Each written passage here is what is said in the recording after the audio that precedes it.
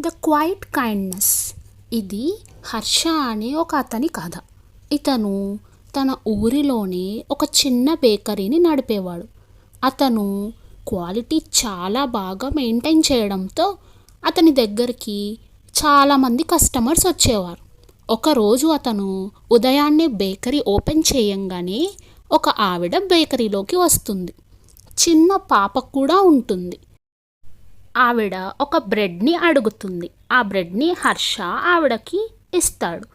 ఆవిడ వెళ్ళిపోతుంది. అలా రోజంతా చాలామంది కస్టమర్స్తో గడిచిపోతూ ఉంటుంది. సాయంత్రం అవ్వంగానే హర్ష బేకరీకి తాళం వేసి అలా పార్క్కి వెళ్ళి కూర్చుంటాడు. ఉదయం జరిగినవన్నీ గుర్తు తెచ్చుకుంటాడు. అలా పార్క్ నుండి బయటికి వచ్చి నడుచుకుంటూ వెళ్తూ ఉంటే ఒక పెద్ద ఆవిడ కనిపిస్తారు.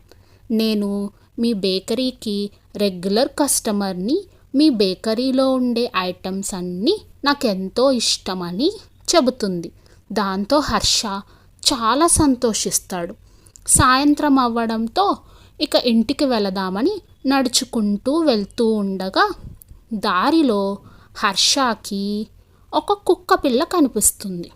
ఆ కుక్క చాలా చలికి వణుకుతూ ఉంటుంది.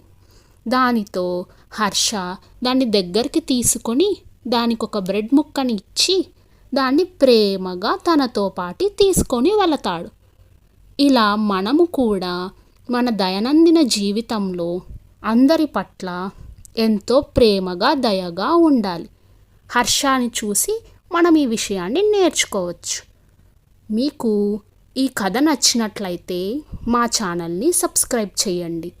ఇలాంటి మరి ఇంకెన్నో కథలు మా ఛానల్లో ఉన్నాయి. Thanks for watching.